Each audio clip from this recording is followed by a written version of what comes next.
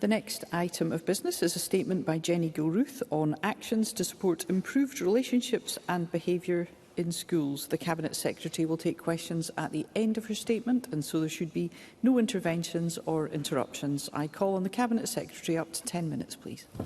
Presiding Officer. In May, I updated Parliament on the progress to deliver the National Action Plan on Behaviour and Relationships in Schools, which was published last August. And at that time, I committed to updating Parliament following the publication of new guidance on consequences. My statement today therefore fulfils that commitment. Nearly 4,000 school staff from all over Scotland participated in the Behaviour in Scotland Schools report, which published back in November 2023. That research captured the challenges in our schools, particularly post-pandemic. It highlighted a trend of worsening behaviour, challenges with communication in some of our youngest pupils, and a worrying increase in misogyny in schools. It would, however, be too easy to paint a relentlessly negative picture of school life in Scotland. For context, the majority of school staff reported generally good behaviour amongst most or all pupils. Indeed, as MSPs, we all have a responsibility not to seek to demonise a generation of young people. Let us all remember that these are the young people who lived through a global pandemic. But we must prevent violence and aggression, and we also must address the main issues which school staff identified as having the greatest overall negative impact, namely talking out of turn, hindering other pupils from getting on with their work, the inappropriate use of mobile phones. This is the evidence base which has informed the national guidance on consequences. Presiding Officer, teachers know through aptitude, knowledge, skills and pedagogy how to get the best from our young people and to manage and support them.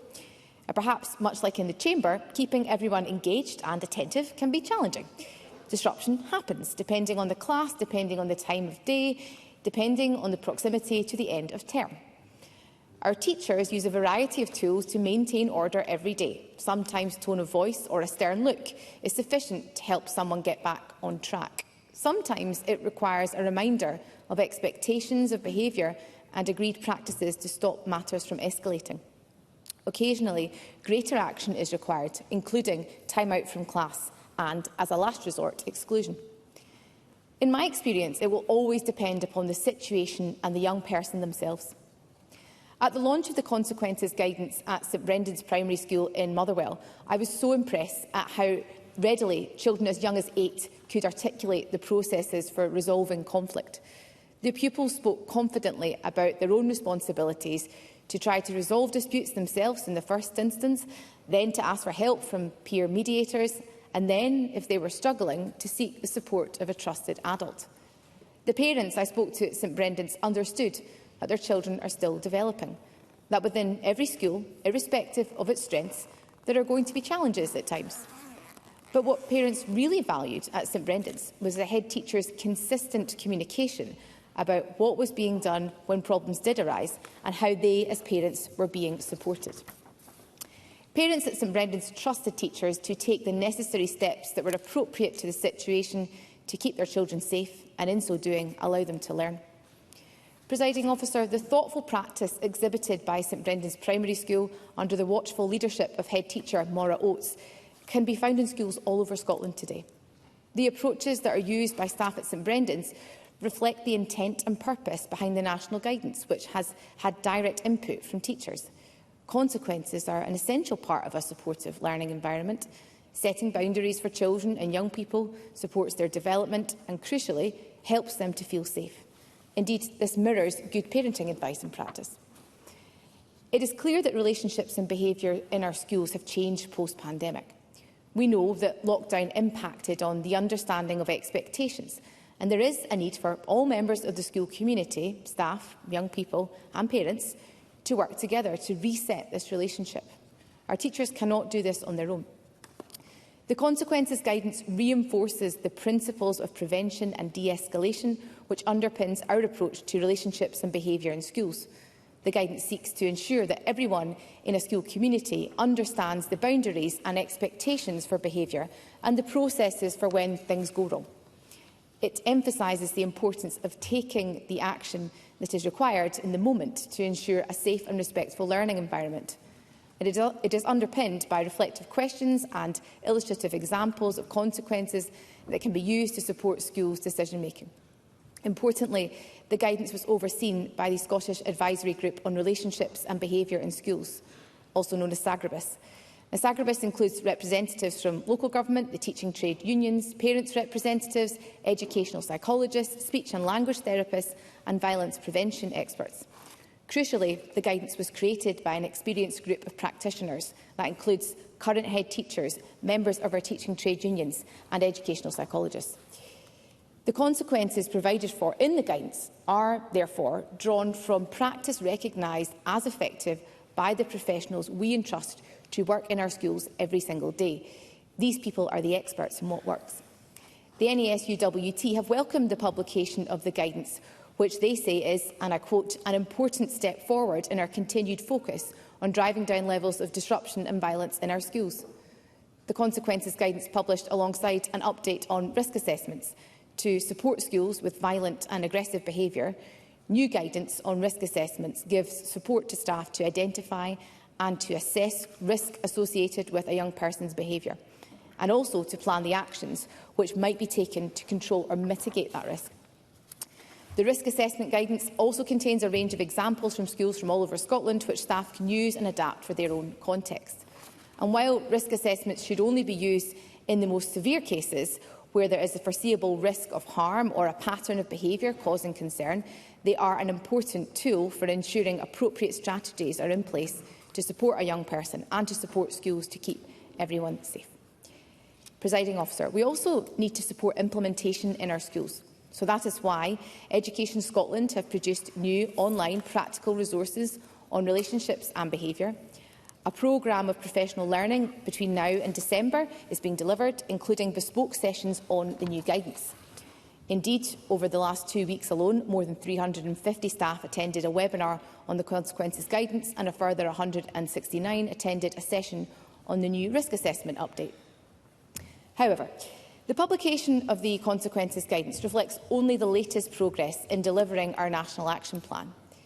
Last year, alongside the National Action Plan, we published clear national guidance on mobile phones, on anti-bullying and on responding to racism and racist incidents.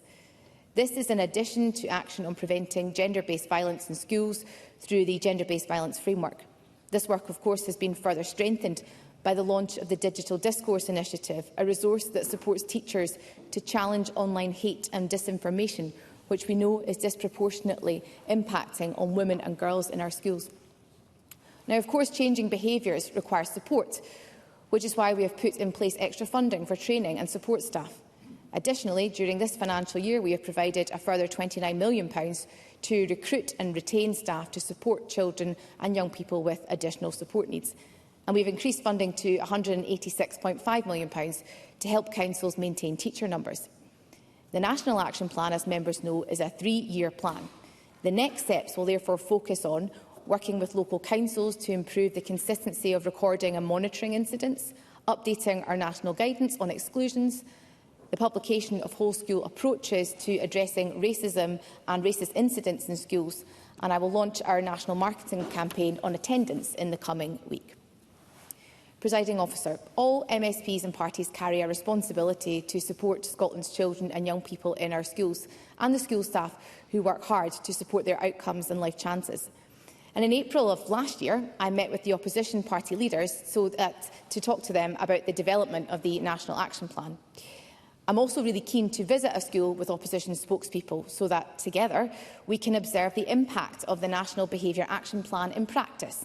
And I'm absolutely delighted, therefore, that St Brendan's Primary School has agreed to host such a visit. My private office will be in touch in due course to arrange a mutually convenient time for us all to attend what I think will be a really worthwhile visit.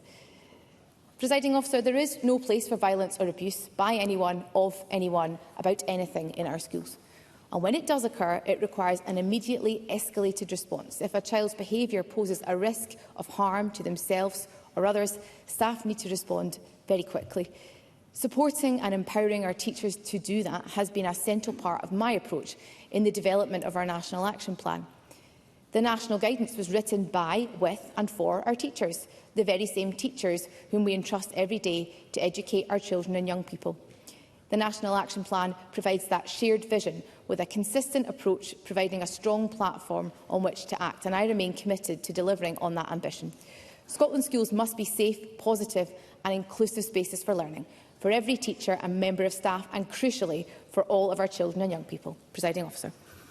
Thank you. The Cabinet Secretary will now take questions on the issues raised in her statement. I intend to allow around 20 minutes for questions, after which we'll move on to the next item of business. I'd be grateful if members who wish to put a question were to press their request to speak buttons now. And I call on Miles Briggs. Presiding Officer, and can I start by thanking the Cabinet Secretary for advance sight of her statement. I spoke to several teachers before the schools returned who told me for the first time in their careers they did not want to go back to school due to the levels of poor discipline and violence they have personally experienced during their career and in their schools. And the statement today is very much a repeat of what the Scottish Government has already outlined. Unbelievably, a national action plan including no new actions, just more talking and a marketing campaign. So can I outline my concerns to the Cabinet Secretary and where I believe the Government has failed to take forward real changes? There are no clear outcomes or consequences in the guidance on how teachers can respond to violence which they may experience. Teachers getting punched or chairs thrown at them do not need to be told to undertake a risk assessment. The Scottish Government's incoherent guidance and reluctance to even mention effective consequences, let alone apply them, is letting down hard-working school staff and the majority of pupils who simply want to learn without disruption. So can I ask the Cabinet Secretary, is she actually asking pupils, teachers, parents and carers to wait another 2 years before this Government will actually outline how they will get a grip of violence in our schools? Cabinet Secretary. I thank Mr Briggs for his question. There have been a number of new developments this year in relation to the National Action Plan, which I've set out to Parliament today. Of course, it was an ask from the opposition at the end of term that we did so. We weren't able to accommodate that ask in the last week of term due to stage 3 of the Education Bill, so I'm pleased to do so today. The guidance that published at the end of term, though, was quite new in relation to the consequences guidance, and it was welcomed, of course, by the NASUWT. And I want to put on record again that all of our teaching unions have been involved in the development of this advice. It's not come from government, it's not come from ministers, and I think it is important that we respect their views in relation to what works. These are the people who are the experts in our schools, who we entrust every day, and that's hugely important. The member mentioned speaking to teachers over the summer recess period. I did so myself. I engage with the teaching profession on a regular basis, and I hope the member will take up my offer to visit St Brendan's to talk to the teachers in that school, who were very clear with me at the end of June the difference that having high expectations and a really consistent approach to behaviour in their school makes in terms of how they are able to drive learning and teaching. Fundamentally, we need calm and consistent learning environments in our classrooms. Good behaviour allows teachers to teach. The National Action Plan is part of this solution here. I accept the member's challenge. It's not the whole solution. We have to look more broadly than the school. One of the points I made, for example, in my statement today, was the need for partners to work together. I attended last night, actually, the AGM of the Glenrothes and Leavenmouth Scouts Association, and they were talking about the involvement of parents and carers in the wider community. This can't just be about schools. We have to have that broader integration of support in terms of expectations for our children and young people. So I hope the member will engage with me on the next steps in relation to the action plan, and indeed, if he has any further concrete suggestions he would like to bring to the table, I'm happy to hear from them, though I do put on the record, Presiding Officer, that the examples that are provided for in the consequences guidance have come from the teaching profession themselves. Pam Duncan-Glancy. Thank you, Presiding Officer, and I thank the Cabinet Secretary for advance sight of her statement. We welcome the publication of guidance on consequences and on risk. Indeed, these are things we and others have been calling for many years. But I have to say to the Cabinet Secretary, this is not enough. Change is urgent, yet there has been 3 academic years since research showed rising concern on behaviour. In that time, Scotland's incredible young people have achieved against the odds, and school staff have risen to the challenges, as they always do. But the reality is, they've done this without the widespread change of direction needed from their government. What the statement fails to address today is rising staff workload, a demoralised workforce, and young people who are failed by a lack of support for ASN, and next to no access to ADHD assessments, CAMHS care or support for additional needs. It fails to address the systemic change needed. So can I ask the Cabinet Secretary, what changes will the Government make to workforce planning to meet the ongoing challenges? What additional new action will the Cabinet Secretary take to address the lack of support for pupils with ASN? And finally and crucially, Why has it taken 3 academic years to get a statement with no new actions and that fails to rise to the systemic challenges facing schools? Cabinet Secretary. I thank Ms Duncan Glancy for welcoming the guidance, and I'd like to put on the record, Presiding Officer, what I think is an unfair characterisation of the Government's actions since the publication of the Behaviour research. So I just want to recount some of the actions that we've taken since the publication of that research. Of course, one of the issues that Behaviour highlighted was the role of school inspections in gathering data on this. And of course, now every school inspection and the Chief Inspector is taking direct action to ensure that we have enhanced evidence on relationships and behaviour from every school inspection. That was a change I announced in November 2023. We also provided funding to support staff and, for example, those working with some of our challenging behaviour, for example, directly in our schools. That was a direct response to findings from the Behaviour research, again announced in 2023. We also provided support to improve attendance, including guidance on professional learning, networking and exemplification. Today I'm giving a statement on consequences and risk assessments that relates to the National Action Plan, which I launched last year. So I think it's an unfair characterisation to suggest there has not been action taken in the interim period. Again, Presiding Officer, in that period there has been the publication of the Gender-Based Violence in Schools framework, which has been really important in relation to challenging issues around about misogyny, a toxic issue at the current time in our schools and, of course, in our political discourse too. And again, the interim guidance on racism and racist incidents and the mobile phone guidance last year. So I don't accept that today's examples that I provided in relation to risk assessments and in terms of consequences sit in a silo. They are part of a package of responses from this government and funding that I have spoken to. And I'm conscious of time, Presiding Officer. The member made a number of points in relation to staff workload and workforce planning, and I hope it will give the member some comfort that I will be meeting with the GTCS later this week on those very issues. On staff workload, though, of course, that is a matter for the SNCT. But I am absolutely committed to our manifesto commitment to reduce class contact, because only by creating the time for teachers will we get the conditions that are necessary to drive education reform. And the final point related to ASN, and of course the member and I and other members from across the chamber met on the ASN review last week, and I look forward to working with the member on that point and hopefully arriving at a cross-party consensus on how we can drive a review which meets the aspirations that I think the member has rightly set out today. There is a great deal of interest in this statement, so concise questions and responses appreciated. I call Jackie Dunbar to be followed by Ros McCall. Thank you, Presiding Officer. The importance of pupils feeling supported cannot be underestimated in contributing towards improving behaviour in schools. So can I ask the Minister if she can speak further on how the Scottish Government's 2025-26 budget is delivering measures to assist young folk throughout every stage of their school experience? Cabinet Secretary. Thank the member for her question. Of course, as I alluded to in my statement, the budget makes provision for an extra £29 million in relation to additional support needs, and I was very keen that that additionality was used to support, for example, additional specialist staff, which we know makes a real difference in our classrooms. The budget also provided for an uplift, though, in terms of funding to protect teacher numbers. We know that pupil-teacher ratios in Scotland are lower than anywhere else in the United Kingdom. That is welcome. But having an adequate complement of staff in our schools is really fundamental to driving the type of change we need to see in relation to behaviour. And of course, the budget sets out that extra provision in terms of the support available. Ros McCall to be followed by Kevin Stewart. Thank you, Presiding Officer. The statement mentions that consequences are an essential part of a supportive learning environment, and the Cabinet Secretary knows I agree.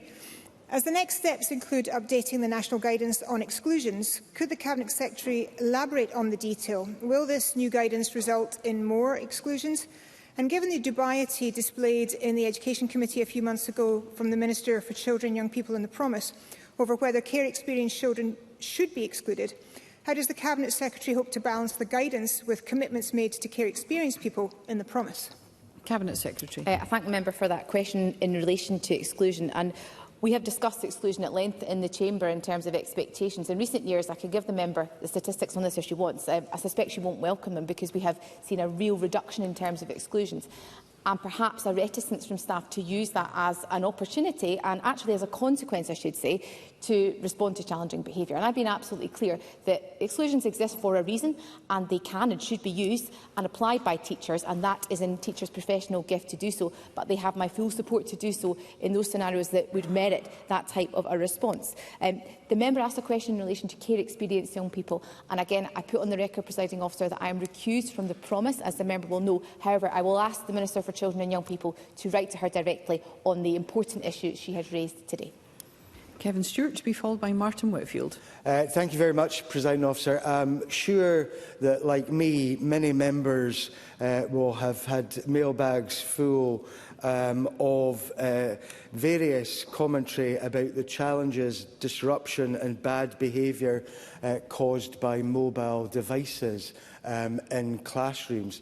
Now, I recently been watching a Korean drama where they collected mobile phones at the start of every lesson. And I visited a private school within my constituency a few months back where they actually collect mobile phones at the beginning of the day. Does the Cabinet Secretary share my view that we need to look at all of this very carefully and create some kind of university, because there are diverse policies in our schools and mobile phones, and would it not be best just to collect them at the start of every lesson to avoid those challenges, disruption and bad behaviour? Cabinet Secretary. I thank Mr Stewart for his question. Can I also put on the record, Presiding Officer, I'm very sorry to learn he'll be standing down. He will be sorely missed from the SNP group. I just want to say that to Mr Stewart. So, in terms of the use of mobile phones in our schools, this was an issue that was highlighted by the BISA research, but again, the teaching trade unions have done a great deal of work in relation to the impact that mobile phones can have in our classrooms. And I have often reflected about the use of mobile phones in the Chamber, Presiding Officer, and you may have a view on confiscating MSP's phones in terms of improving all of our behaviour. However, I do think there's something in the mix here around about how adults behave and how we expect young people to behave. So we know that mobile phones affect all of us in terms of how we engage with people, how we speak to each other, whether or not we pay attention in debates or when we're sitting in committees, and I'm not immune from that myself. But in terms of gathering mobile phones, I suppose I would reflect that I have undertaken that practice as a teacher. It can be challenging, it can also lead to conflict. And the national guidance sets out a consistent approach at national level which empowers head teachers to ban mobile phones should they see fit, because the legislative power to do that does not sit in Minister's power in Scotland at the current time. But I take on board the point Mr Stewart raises, and I see the Presiding Officer gesticulating. Lots of schools use different approaches to banning mobile phones. The school I last taught in has a very effective policy in place. I'm more than happy, though, to listen to the points Mr Stewart has raised today and to take them back to COSLA in our discussions around how the ban is operating in practice. Martin Whitfield, to be followed by Christine Graham. I'm very grateful, Presiding Officer. In the statement, the Cabinet Secretary talked about working with local councils to improve consistency in recording and monitoring incidents, and also spoke about the work in 2023 to alter the school inspection to capture that data. So how will the consistency in applying consequences be monitored across local authorities by this Scottish Government? Cabinet Secretary. I thank the member for his question. Of course, in Scotland we have 32 local authorities with the statutory responsibility for delivering education. And one of the challenges we have often seen in relation to recording bullying incidents, for example, is a lack of consistency across the piece, which is why, for example, when opposition parties submit FOIs to local authorities, it's very difficult to get a read across because they may use completely different systems in terms of recording and monitoring. I would like to see far greater consistency in that regard. One of the actions we've taken that was announced in the programme for government has been the announcement of a data conference we're going to hold with COSLA and with statisticians in the Scottish Government to talk directly to them about the practicalities of how they gather data at local level. But we're also having discussions, in fact, later on this afternoon with the Education Assurance Board along with local government to talk about CMIS operability, because, as the member will know, as a fellow teacher like me, CMIS in different local authorities has different operability, and that may change the way in which incidents are recorded, and in so doing not allow us to have that consistent look across the piece. So I accept the point the member has raised today, but I hope he will take some comfort from the action we are taking in relation to the Data Summit and the work I'll be undertaking later this afternoon with the Education Assurance Board. Christine Graham, to be followed by Mark Roskell.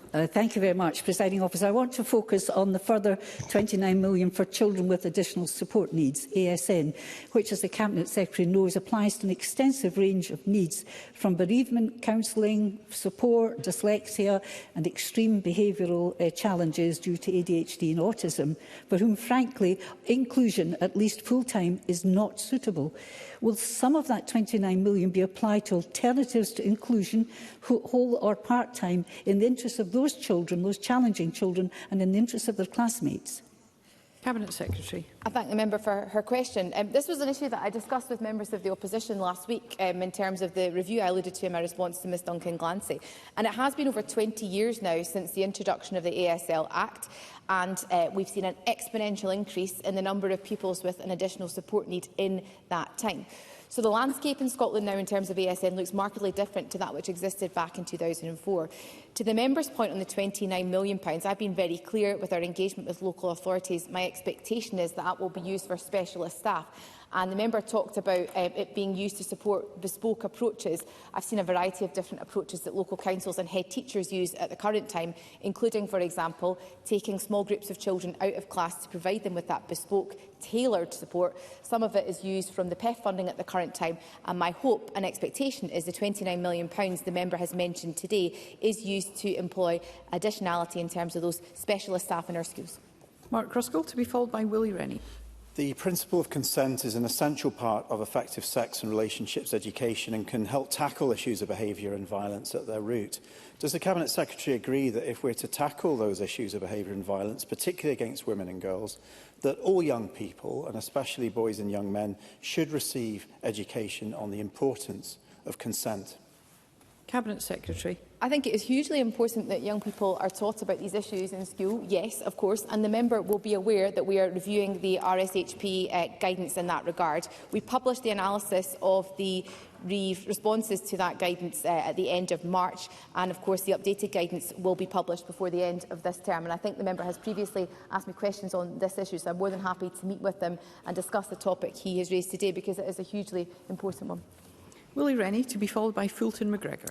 The guidance on behaviour is long, it's incredibly long, and the consequences section is stuck at the back in an appendix. So I'm sceptical about what the impact will be on actual classroom practice as a result of this. So I'm keen to hear from the Cabinet Secretary when she will measure the impact of this and when will the next survey be conducted. But secondly, is she prepared to move on mobile phones? Because I receive numerous reports of different practices in different schools, even though the evidence is pretty compelling now about the improvement in behaviour if you do remove the phone from not just the classroom, but from the school as well. Cabinet Secretary. I thank Mr Rennie for his question. I appreciate the guidance is long and there are appendices, and I think that is welcome. My hope is that it is not lost. There are a number of different prompts, for example, at the back of the guidance. It's not an exhaustive list. It's come from teachers directly themselves. And our expectation in terms of my engagement with ADES is that the behaviour guidance will be used, for example, to inform inset days. I know a number of schools were doing that at the start of the summer holidays on returning a couple of weeks ago now. And it's important that the national guidance informs different approaches in our schools. So this issue has been raised by Mike Corbett from the NESUWT, and as a result of him raising that with me earlier this year, as Mr Rennie will know, Tony Buchanan and I wrote directly to all directors to encourage schools to update their guidance accordingly. It will take time, and I accept that. He asked a question around about when we will measure the impact, and of course this is a 3-year plan, so he can expect another update from the government next year in relation to the progress that we have made. In terms of mobile phones, I think I responded to Mr Stewart, and we've talked about this issue at length in the Chamber previously. The legislative power does not at the current time rest with ministers. It is a matter for local authorities, and I've been really clear that we trust our head teachers to take decisions around about mobile phones. However, I also accept Mr Rennie's point about it improving educational outcomes in our classrooms, and every head teacher who I've spoken to who has carried out a ban has seen a direct correlation between an improvement in terms of learning and teaching. So I will take the point the member raises away today, but we've been very clear in the national guidance that I support, and certainly the government supports, a mobile phone ban. Fulton McGregor, to be followed by Douglas Ross. Thank you, Presiding Officer. Over recent years, my office and I have received an increased number of queries relating to bullying within schools. Indeed, just yesterday at one of my surgeries, I had a constituent in who had to move her child primary school due to extreme levels of bullying that were having a very detrimental impact on the young person's well-being. I know the Cabinet Secretary herself has always been clear that bullying is not acceptable and worked on this issue even before she entered government. So can I therefore ask her for an update on plans to tackle this within our schools and how it sits within the National Action Plan that she has today updated us on? Cabinet Secretary.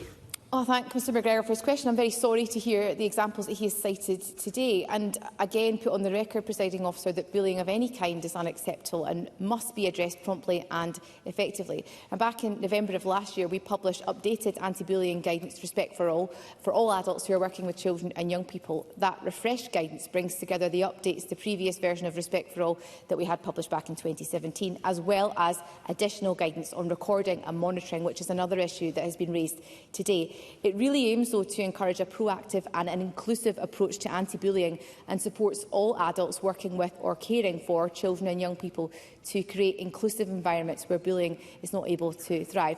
We've also updated, though, the national definition of bullying to simplify language, as it's been a challenge at times in terms of recording, and that will also give the provision of more examples of what is and what isn't bullying to help provide that exemplification. But if Mr McGregor would like to write to me with more examples, I'd be more than happy to correspond with him or to meet with him to discuss the issues that he has raised today on behalf of his constituents. Douglas Ross, to be followed by Rona Mackay. Thank you, Presiding Officer. The Cabinet Secretary mentioned the earlier statement she gave in this chamber in May about this issue, and during that exchange I asked her about supply teachers in particular and the group Teachers for Permanence. She responded to that question. I then followed it up again on the 11th of June at the Education Committee, asking when the Cabinet Secretary would meet with Teachers for Permanence. She said at committee, "I am scheduled to meet with the group's members shortly. You raised this with me in the chamber and I am scheduled to meet with them in the coming weeks, I think before the end of term." I've spoken with Teachers for Permanence this afternoon. Not only do they say the Cabinet Secretary has not met with them, they have had no correspondence with the Cabinet Secretary since November of last year. So why is the Cabinet Secretary saying she will be meeting with this group when they have not heard from her? And does she agree she should meet with them as a matter of priority? Cabinet Secretary. Gently say to Mr Ross the final statement he made there in relation to correspondence since last November is not accurate. There has been consistent correspondence between my private office and the group the member has outlined today. My special advisor has contacted them during summer recess and we have not heard back from the group. So we have tried repeatedly to obtain a date to meet with the group. I have on the record now 3 times committed to doing so, but they have not yet replied. So I put that on the record today, and if Mr Ross would like, I can share details of that correspondence and our attempts to arrange that meeting, because I'm very pleased to have the meeting that I have already agreed to. Rona Mackay, to be followed by Sharon Dowie. Thank you, Presiding Officer. Violence against women and girls has no place in Scotland's society, and the opportunity to establish this precedent in the classroom is an important step in tackling this issue. Can the Cabinet Secretary advise on the ways in which Scottish Government investment and guidance are contributing towards addressing gender-based violence in schools? Cabinet Secretary. The Government is absolutely clear that harassment or abuse of any form, whether that's in the workplace, in our schools or in the home, is completely reprehensible and has to stop. So the conduct and behaviour of perpetrators needs to change if we are to end harassment and abuse. We have to tackle those underlying attitudes and inequalities that perpetuate that type of behaviour. As I alluded to earlier, Presiding Officer, we have published a national framework for schools to help tackle sexual harassment and gender-based violence. And of course, we're also funding the Time for Inclusive Education's digital discourse initiative to ensure it remains free for schools to access. And that's really important. I was in Stonelaw High School earlier this year at the launch of that initiative, talking to teachers and to young people about their experiences of behaviour online. So it's really important that new resource supports our teachers to challenge online hate and disinformation that we know, as I mentioned earlier, is impacting on our girls and female staff in our schools disproportionately. Sharon Dowie. Presiding Officer, I attended the Government's Youth Violence Summit, where young people themselves told the Cabinet Secretary that actions must have consequences. The latest Scottish Government guidance says teachers should make eye contact and use hand signals to address bad behaviour, and that exclusion is a last resort. Eye contact and hand signals are not consequences.